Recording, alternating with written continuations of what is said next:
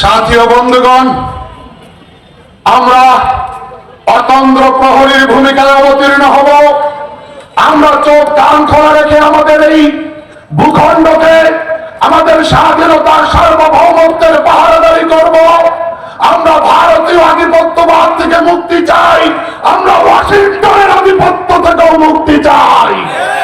আমরা কোন আগ্রাসন চাই না, আমরা সিনা টান করে উঁচু হয়ে দাঁড়িয়ে থাকতে চাই। এই জন্যই স্বাধীনতা অর্জন করেছি। আমরা কোন দেশের করদ রাজ্যে পরিণত হয়ে থাকতে চাই না। ঠিক আছে না কথা? আমরা আমাদের খাদ্য নিরাপত্তা চাই, গণমানুষের চলাফেরা জীবন যাপনের নিরাপত্তা চাই। সকল শ্রেণী পেশার মানুষ পরিবার নিয়ে, সন্তানাদি নিয়ে নিরাপদে শান্তিতে বসবাস করবে, এই পরিবেশ আমরা চাই।